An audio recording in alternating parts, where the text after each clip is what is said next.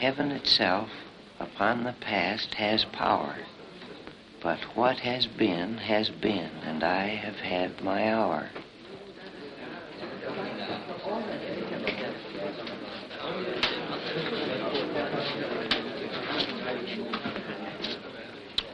Are you from the States? Yes. I got a brother there. That's so? Butt City. Butt City? Butt City, Montana. Oh, yes, of course. Name of Isaac Wells. Maybe you know him. Tall fellow? Short and fat. Can't place him. Pretty. Good evening. Evening. Coming to the lecture? Yes, in a minute, sir. I come from Three Sisters Falls, Oregon. I come from the Seven Sisters Road, London. Put it there. Pleased to meet you. You sure are a whole mess of sisters ahead of me.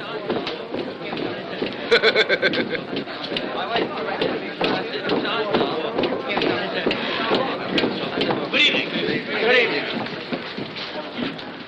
I'm glad to see such a big house. The last time I was to speak, it was July the 11th, I think. An audience of one. He was reading his evening paper. I waited for a bit, then I asked him, shall I start? He said, start what? I said, didn't you come to hear me lecture? He said, no, I'm waiting for the pubs to open. Well, we waited till 5:30, then we adjourned the lecture and both went to the pub. Would some of you mind doing the blackout, please? And I hope there are going to be plenty of questions. Will somebody start the ball rolling now? Yes, sir. May I ask why you want to lecture us at all, sir? Well, you see, it's a form of human weakness. It's only human nature when you hear something interesting to want to pass it on to somebody else. Well, I know a lot of interesting things about this part of the country. I feel the urge to pass some of them on to you. Good evening. You'll find a place at the back there, I think. Oh, good evening, Sampson Johnson. Would you like to join your two friends? Yes, sir. Good evening, Miss Smith. Good evening, Mr. Culpepper. Say, won't you come back and join us? Well, I wouldn't like to presume. Sure, come on. We'd like it. Straight? Sure. Very kind of well, sure. I don't mind if I do.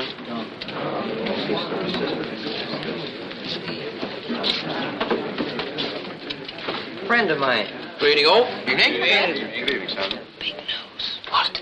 Tell you Well, I was saying, What about your I know a lot of interesting Brother, things you about can this take my... I was born here, my father was born here.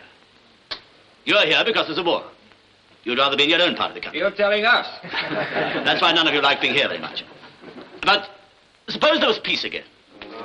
And holidays again. But you'd like to spend your holidays in the beautiful and interesting part of the country.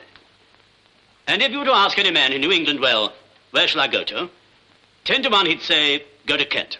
Well, you're in Kent. And how? Rub it in, sir. Yes, where's the wife and kid? Only passing through, I know. I don't know what you are in civil life. You might be cook, clerk, doctor, lawyer, merchant. Let me remind you that as much as 600 years ago, doctors and lawyers, and clerks and merchants were passing through here on the old road, which we call the Pilgrim's Way. And cooks. Yes, and cooks too. Blimey, Cook's tour. These ancient pilgrims came to Canterbury to ask for a blessing or to do penance. You, I hope, are on your way to secure blessings for the future. Any questions? I was thinking, sir, Yes? what have we got to do with this old road and the people who traveled along it 600 years ago? Yeah. Isn't the house you were born in the most interesting house in the world for you? But you want to know how your father lived? And his father? That's all right, but how do we know it really happened? Well, there are more ways than one of getting close to your ancestors. Follow the old road, and as you walk, think of them and of the old England.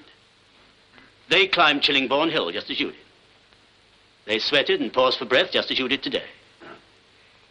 And when you see the bluebells in the spring and the wild thyme and the broom and the heather, you're only seeing what their eyes saw. You ford the same rivers, same birds are singing. When you lie flat on your back and rest and watch the clouds sailing, as I often do, you're so close to those other pilgrims that you can hear the thrumming of the hoofs of their horses and the sound of the wheels on the road and their laughter and talk and the music of the instruments they carried. And when I turned the bend of the road, where they too saw the towers of Canterbury, I feel I've only to turn my head to see them on the road behind me.